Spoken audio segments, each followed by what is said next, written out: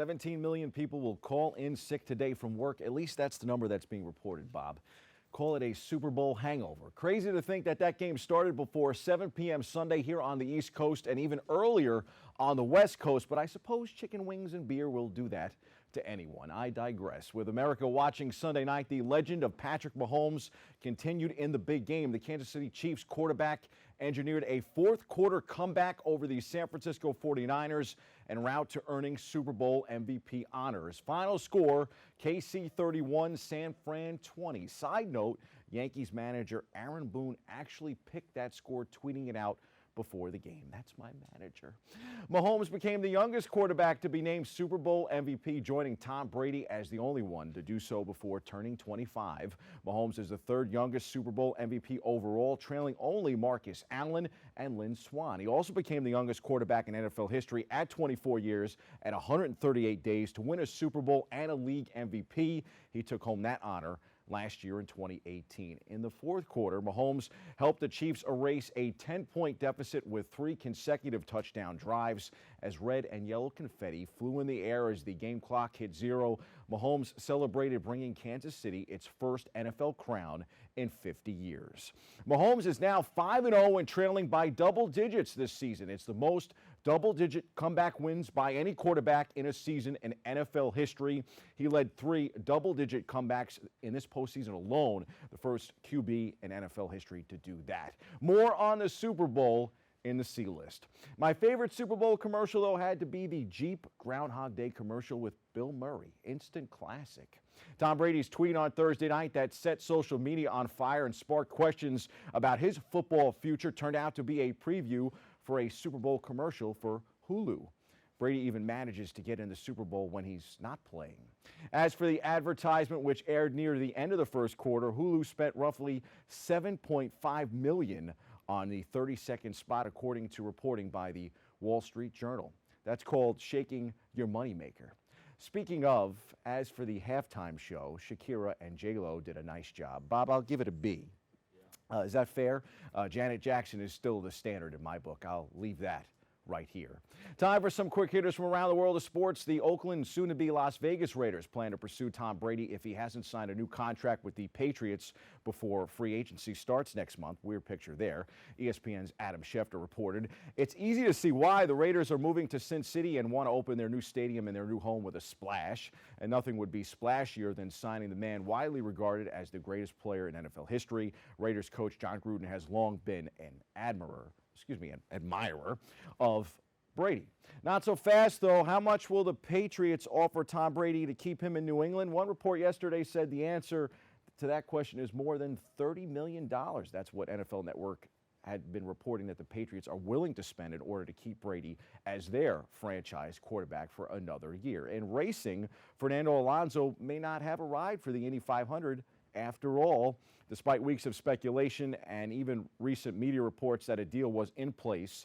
Alonso will have to explore opportunities outside of Andretti Autosport should he hope to take a third chance at qualifying for the Indy 500. A source confirmed to the Indy Star that Alonso's attempt to solidify a deal with Andretti for this May's 104th running of the 500 was blocked by officials at Honda's headquarters in Tokyo. The news, first reported by Racer.com, also significantly slashes Alonso's options to appear in this year's race and narrows them to Chevy-powered teams, of which 2 of the biggest players have said previously they aren't planning to add another car for the fold for the 500. I do so hope to see Alonso on the grid at the end of May.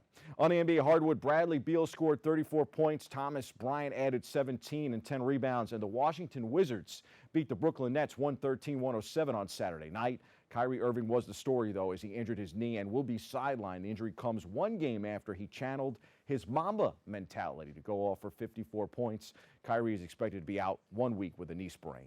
The Nets minus Kyrie host Phoenix tonight in Brooklyn. The Knicks are in Cleveland, 7 p.m. tip-off against the Cavs on the road tonight. On the ice, the Rangers will skate against Dallas at 7 p.m. at Madison Square Garden. The Devils return Tuesday night against Montreal in New Jersey. The Islanders are also back in action tomorrow night against Dallas. Puck drop is 7 for that one, too. The MLS season is roughly a little over 2 weeks away. Soccer will be back in action here in the Tri-State with the Red Bulls and NYCFC gearing up for another run at the championship. And if you haven't had enough of American football, the XFL season begins next weekend as a fill-in for the NFL. Lamar Jackson is your NFL MVP. He started in the Pro Bowl, and during the regular season, he adds the big hardware after the season, following a similar pattern to Patrick Mahomes early in his career. We'll see if Jackson and the Ravens can make a Super Bowl run next year. Right now, Vegas has the Chiefs as the favorites, with San Fran still in the mix next year. Those are the headlines. We hit the C-list for a Super Bowl review.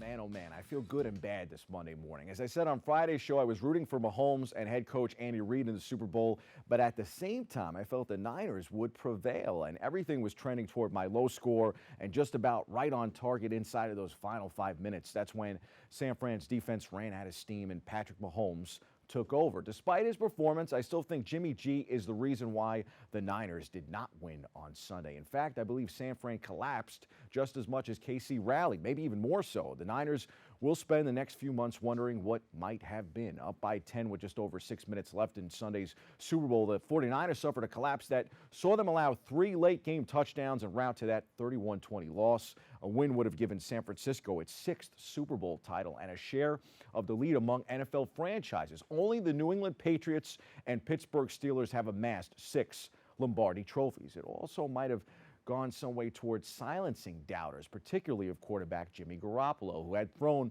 for just 77 yards in his team's NFC Championship victory against the Green Bay Packers, but it was not to be. Through 3 quarters, Garoppolo had completed 17 of 20 passes for 183 yards, earning him a 100.6 quarterback rating, but then he just went, 3 for 11 for 36 yards and a key interception in the final frame, finishing with a rating of 69.2. Head coach Kyle Shanahan decided not to use any timeouts at the end of the first half with the ball and a chance to score, settling for that 10-10 tie heading into the halftime. That, to me, was a sign that he lacked confidence in Jimmy G, who had his chances to ice the game in the second half. KC's defense was good. Mahomes was better.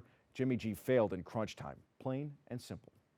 On the bright side, Mahomes is on his way to a Hall of Fame career, and Reid solidified his Hall of Fame case. Reid's 222nd win turned out to be the biggest of his 21-year NFL career. Reid is no longer the winningest head coach without an NFL title. Reid is 6th on the NFL's all-time wins list. He has 207 regular season wins and now 15 in the playoffs. Reid's credentials, to me, make him, a no-brainer for the Pro Football Hall of Fame, and now everything is in order. Despite his longevity, Reid could have been left out with, without winning a title. Marv Levy, who took the Bills to 4 straight Super Bowls in the 90s, is the only NFL coach in the Super Bowl era who has made the Hall without winning a championship. Reid spent the first 14 seasons of his NFL head coaching career with the Eagles of Philadelphia and the past 7 with the Chiefs. He reached the playoffs 15 times with 10 division titles and reached the conference championship 7 times, but Sunday's game was only his 2nd Super Bowl. Storybook ending for Reid and Mahomes, even if Jimmy G ruined my Super Bowl prediction. In the end, I should have just listened to Aaron Boone, Bob, wondering what his World Series pick will be this year. That's your sports. I'm Bobby C.